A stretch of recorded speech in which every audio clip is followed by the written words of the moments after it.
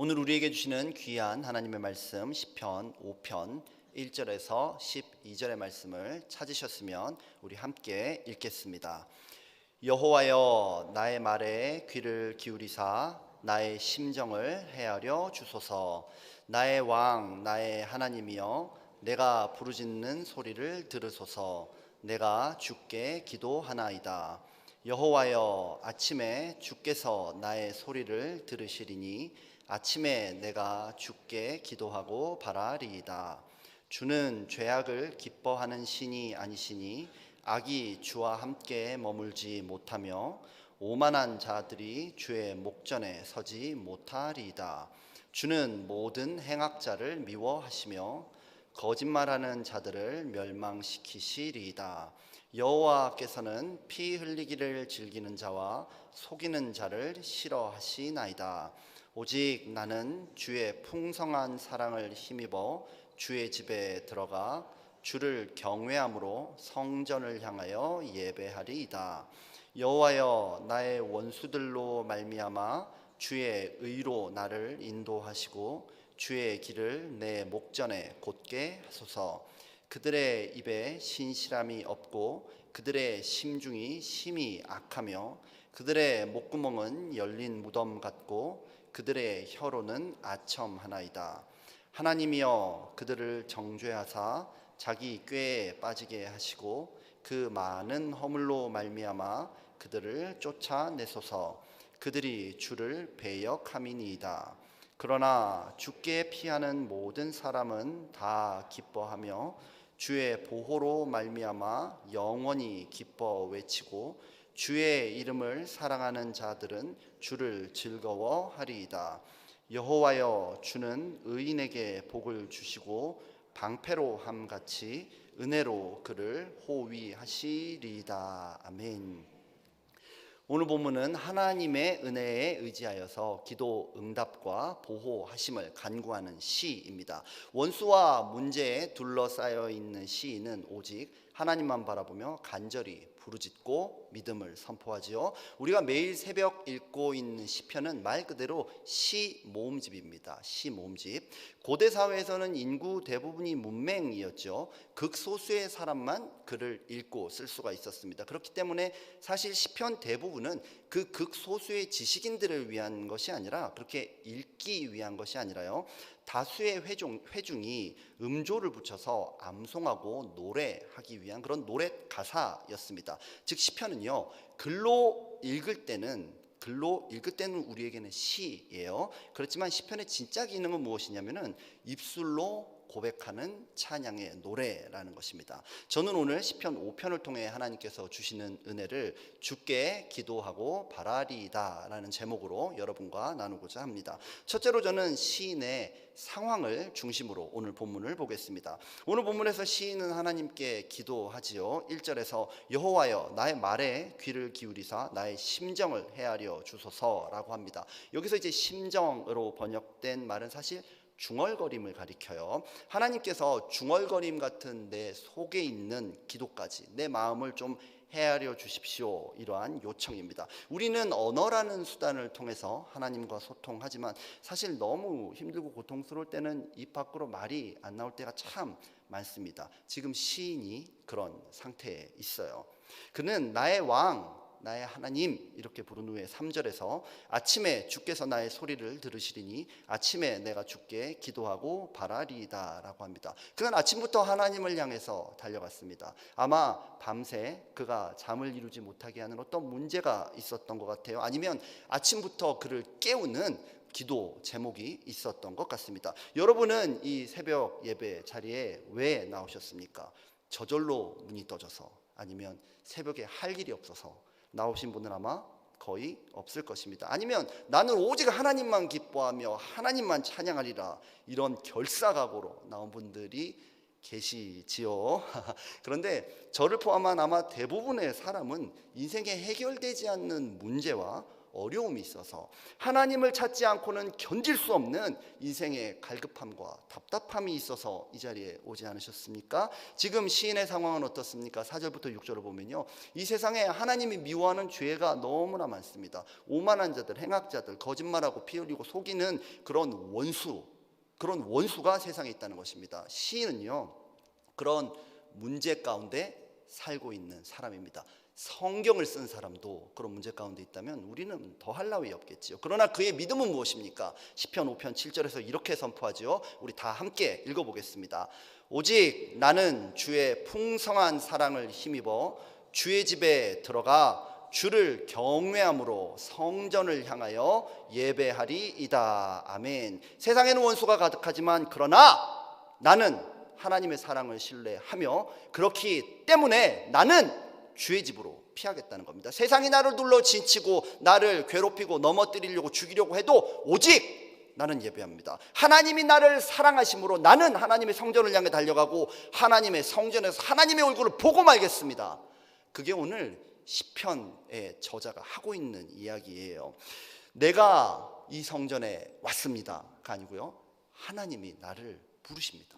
나를 사랑하시는 하나님께 분명하게 초점을 맞추고 있어요. 여기는요, 나의 의나 나의 공로가 없습니다. 그렇기 때문에 더 담대한 거예요. 8절에서 여호와여, 나의 원수들로 말미암아 주의 의로 나를 인도하시고 주의 길을 내 목전에 곧게 하소서라고 합니다. 참으로 놀라운 고백이라고 할 수 있어요. 원수들로 말미암아, 원수들이 있기 때문에 오히려 하나님이 나를 그분의 의와 그분의 길로 인도하신다. 만약에 원수와 대적이 없었다면 하나님 없이 살다가 끝내 멸망하는 인생이 되었겠죠. 그러나 인생의 문제를 만나서 하나님의 집에 피신하였더니 어떻게 되었습니까? 11절에서 주께 피하는 모든 사람은 다 기뻐하며 주의 보호로 말미암아 영원히 기뻐 외치고 라고 합니다. 하나님께 피하는 자가 복이 있습니다. 내 힘이 아니라 하나님을 의지하는 자가 승리하게 되는 줄 믿습니다. 그리고 마침내 어떻게 됩니까? 12절에서 여호와여, 주는 의인에게 복을 주시고 방패로 함같이 은혜로 그를 호위하시리이다 라고 선포합니다. 여기서 방패는요, 이런 조그마한 송방패가 아닙니다. 온몸을 막을 수 있는 거대한 방패를 가리켜요. 호위한다는 말은 뭡니까? 완전히 덮어버린다는 그런 뜻입니다. 우리 인생에서 어떤 문제를 만날지라도 아니요, 그 문제를 만났기 때문에 하나님도 만나고 그 문제가 강력하기 때문에 그 문제보다 더욱더 강력한 하나님을 만나는 여러분들 되기를 예수님의 이름으로 축원합니다. 이 새벽 나는 하나님께 피하리라 결단하시는 분들만 아멘 하시기 바랍니다. 지난 베테랑스 데이 연휴에 저희 1박 2일로 한어유년부 교사 신약 성경 통독 수련회를 잘 마쳤습니다. 저는 성경을 많이 읽어보았습니다. 그런데 이제 먹고 자고 화장실 가는 시간 빼고 통독만 14시간, 그것도 소리내서 그렇게 신약을 진짜 좀 속된 표현인가요? 한 방에 읽어본 거는 제가 진짜 처음이었습니다. 주일 사역을 다 마치고 이제 그날 밤에 교사들과 함께 5시간 동안 성경을 읽고 나니까 목이 쉬고 뭐 안 아픈 데가 없더라고요. 너무 힘들었어요. 그리고 그 다음날 새벽 4시에 일어나서 이제 준비를 하는데 뭐 코피가 막 나는 거예요. 코피 나고 또 그렇게 새벽 5시부터 시작해가지고 오후 4시까지 내리 읽었습니다. 소리에서. 그럼 이게 이렇게 힘든 일인지 몰랐나? 알았습니다. 그래서 너무 안 하고 싶은 거예요. 너무 안 하고 싶은 건데 선생님들이 하자는 겁니다. 왜 하자고 그러냐 봤더니 바로 그 전 주일 설교 말씀에 성경을 읽으라는, 하나님의 말씀을 읽으라는 이제 권면의 말씀이 있었어요. 그러니까 성경을 반드시 읽고 말겠다 이런 결단이 선생님들 안에 막 이렇게 부풀어 오는 겁니다. 그래서 제가 그렇게 얘기를 했어요. 그렇게 급하게 수련회 갈 수 있는 곳이 없습니다. 그리고 또 거리가 있는데, 그랬더니 제2선교관은 뒀다 뭘 하냐는 거예요. 그래서 아니 가면 밥도 먹어야 되고 뭐 굶으면서 살 수는 없죠. 그랬더니 시간을 아낄 수 있는 방법이 있대요. 베이글을 먹고 컵밥, 컵라면, 그리고 문을 딱 잠근 다음에 다 읽기 전에는 나가지도 못해, 들어오지도 못해. 그렇게 결단하고 읽으면 된다는 거예요. 참 이렇게 이런 얘기하면 교사 지원율이 좀 떨어질 수 있는데, 와 근데 진짜 그렇게 했습니다. 통독 중에는요 화장실도 못 가게 했어요. 시작하고 읽고 나면은 한 2-3시간 동안 한 권, 2권이 끝나기 전에 화장실도 못 가는 거예요. 결단하면 하나님의 역사 일어납니다. 많은 부모님들이 저희 교사들이 부디 살아 돌아오기를 기도해 주시고, 또 어떤 부모님은 저희 수련회 직전에 또 음식을 선교관에 이렇게 넣어주신 덕분에 저희는 24시간 만에 제2선교관 문을 열고 당당하게 살아나올 수가 있었습니다. 어제 금요일 저희 한원연부 교사들은 금요일 날 이제 그 교사 기도회를 합니다. 거기서 성경 통독의 간증을 나눴어요. 벌써 신약의 역사를 쓰고 나니 구약 통독에 들어가신 분이 있습니다. 하루 5시간씩 집에서 소리내서 읽고 있다고 합니다. 말씀이 내 삶에 역사하리라는 기대감은 어디서 생기는 것입니까? 그것은 결단할 때 생기는 것입니다. 그 결단은 어디서 생기는지 아십니까? 하나님이 반드시 응답하는 좋은 분이라는 믿음이 내 안에 들어오면요, 결단이 일어나고요, 결단이 일어나면 하나님의 새 역사는 반드시 나타나는 줄 믿습니다. 하나님은 우리의 중얼거림도 들으세요. 우리 마음의 소원을 알고 계시다는 것입니다. 그분은요, 우리 마음 안에 일어나는 조각 구름 같은 결단도 사용하는 분이십니다. 둘째로, 저는 시인이 오늘 어떤 목적으로 이 시를 썼는지도 한번 여러분과 살펴보고 싶어요. 물론 시라는 것은 시 자체만으로도 감동이 있습니다. 그러나 작시 목적을 알고 나면 그 시가 굉장히 새롭게 읽히죠. 시편 5편은요 노래이기 때문에 제가 노래를 예로 들어드리면 1988년 서울 올림픽의 주제가였던 손에 손잡고, 아마 그 노래를 기억하시는 분들이 꽤 있으실 거예요. 손에 손잡고 벽을 넘어서, 이 가사가 매우 인상적이죠. 보통 손에 손을 잡으면 벽을 넘기가 굉장히 힘이 듭니다. 그런데 이제 그런 가사로 노래를 불렀어요. 그런데 배경을 알고 나면 이 가사가 왜 그렇게 쓰여졌는지를 좀 알 수가 있어요. 서울 올림픽 바로 전에 모스크바 올림픽과 LA 올림픽, 이렇게 두 번의 올림픽은 서방과 공산권이 이제 양 진영 간의 대립이 심각했습니다. 그래서 서로가 서로를 보이콧하면서 반토막 올림픽으로 진행이 됐었어요. 그러다 보니까 서울 올림픽은 양 진영이 갈등을 종식하고 스포츠 정신으로 이제 하나 되자, 다시 평화를 회복하자, 이런 열망이 굉장히 고조돼 있었습니다. 이때 올림픽 개막식에서 화해라는 목적 아래 손에 손잡고 벽을 넘어서, 이 노래를 부른다는 것은 굉장히 큰 의미가 있지요. 오늘 시편 5편은 어떤 목적으로 저작되었을까요? 오늘 보면 제일 위에를 보면요, 여러분 성경을 보시면요, 다윗의 시 인도자를 따라 관악에 맞춘 노래, 이렇게 표제어가 쓰여져 있습니다. 현대 번역본 성경에서는 이게 단순히 시를 소개하는 표제어 수준인데요, 히브리어 성경에서는 이 표제어가 5장 1절에 해당합니다. 그러니까 단순히 시 소개가 아니라는 거예요. 이 시는 이런 시니까 이렇게 읽어야 돼, 이런 매우 중요한 가이드라인입니다. 인도자를 따라 관악에 맞춘 시라는 번역에서 관악은 이제 피리를 가리킵니다. 피리 소리에 맞추어서 온 회중이 부르기 위해서 저작된 시라면, 그런 목적으로 쓰여진 시라면 이건 예배 찬송입니다. 예배 찬송. 그런데 예배 찬송이라면 어때요? 기도합니다, 주님 감사합니다, 하나님이 나를 사랑하시고 지켜주십니다, 이런 말을 좀 많이 해야 되잖아요. 그런데 오늘 시편에서는 이상하리라 할 만큼 나쁜 자들에 대한 고발이 많이 나와요. 하나님은 죄악을 기뻐하지 않는 분이신데 오만한 자, 행악자, 거짓말하고 속이고 피 흘리는 자가 많다는 거예요. 그들의 입에는 신실함이 없고 악독이 가득하다는 거예요. 시인은 하나님을 향해 부르짖습니다. 이 죄인들을 쫓아내 주세요. 오늘 노래가 예배 찬송이라는 관점에서 볼 때는요, 시인의 요청은 아마도 예배를 방해하는 악한 세력을 하나님 좀 물리쳐 주십시오, 혹은 내가 예배를 드리는데 내 마음이 너무 무거우니 내 마음속에 있는 이 근심이 떠나가게 해주십시오, 내 인생의 원수를 물리쳐 주십시오, 아마 그런 간구일 수도 있어요. 이 시인은 악의 세력에 대해서 계속해서 설명을 해갑니다. 본문 9절에서는 그들의 목구멍은 열린 무덤 같고 그들의 혀로는 아첨 하나이다. 여러분, 이 구절이 상당히 익숙하지 않으십니까? 로마서에서 바울이요, 의인은 없나니 하나도 없다 이렇게 선언한 후에 로마서 3장 13절에서 그들의 목구멍은 열린 무덤이요 그 혀로는 속임을 일삼으며 라고 인용했던 바로 딱 그 구절입니다.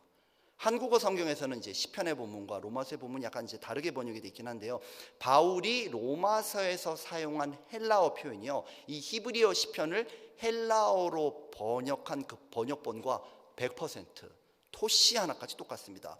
바울은요, 로마서에서 모든 인간이 죄인이다 이렇게 선포하면서 오늘 시편을 인용해요. 그 말이 뭡니까? 바울은 이 시편을 알았다는 것이고요, 바울이 볼 때 이 시편에 나오는 오만하고 거짓말하고 피 흘리고 속이는 죄인이 누구란 얘기입니까? 바로 우리란 얘기입니다. 옆에 있는 누가 아니고요, 밖에 있는 건 뭐 어떤 문제가 아니라요, 의인은 없나니 하나도 없다. 그 죄인이 누구냐? 바로 지금 찬송 부르고 있는 너희들이 죄인이다. 그 얘기를 바울은 하고 있는 것이죠. 오늘 시편의 저자가 예배 찬송을 부르면서 이토록 죄인과 악인에 관해서 말하는 이유는 무엇입니까? 그 죄인이 바로 우리이기 때문입니다. 우리는 이 사람 때문에 힘들고 저 사람 때문에 힘들고 저 문제 때문에 고통스럽다고 하지만 내 인생의 가장 큰 문제가 무엇이에요? 나를 지금도 하나님의 진노로 끌어당기는 나 자신이 문제입니다. 예배자라고 이 자리에 앉아있지만, 엉덩이를 붙이고 있지만 여전히 죄인인 그 내가 예배의 가장 큰 방해자라는 것입니다. 그러므로 우리는 부르짖는 거예요. 하나님, 나 좀 도와주세요. 오늘 시편에 죄악에 대한 모든 지적은요, 사실은 회개입니다. 회개. 그리고 죄인에게 은혜 베풀기로 작정하신 하나님이 계심으로 나는 주님을 믿고 결단하고 성전을 향해 달려가겠습니다. 그것이 바로 오늘 시편의 진짜 목적입니다. 우리는 어떻습니까? 하나님의 법에 따르면 우리는요, 예배드릴 자격이 박탈되어야 함은 마땅하고요, 벌받아 마땅한 죄인입니다. 그러나 로마서 3장 24절처럼 그리스도 예수 안에 있는 속량으로 말미암아 하나님의 은혜로 값없이 의롭다 하심을 받은 자 되었느니라. 이것이 바로요, 우리가 하나님을 진정으로 찬송하고 예배하는 이유이고 목적입니다. 오늘 시편도 동일해요. 하나님이 나를 사랑하심으로 예배 자리로 나옵니다. 나는 이런 죄인이므로 하나님을 붙들 수밖에 없습니다. 오늘 우리는 시편 5편을 통해서 하나님을 만납니다. 하나님은 우리를 여러 고난과 문제에서 건지기 원하시는 분입니다. 그러므로 우리는 그분께 달려나와야 할 이유가 충분합니다. 또한 그분은요, 자기 아들을 아끼지 아니하시고 우리 모든 사람을 위하여 내어주심으로 참된 구원과 영원한 승리를 약속하셨습니다. 그러므로 그분을 찬양하고 예배할 이유가 충분합니다. 오늘도 하나님께서 그분의 놀라운 사랑으로 죄인인 우리를 붙들어 주실 것을 믿으시고 결단하시는 분들은 아멘 하시기 바랍니다. 아멘.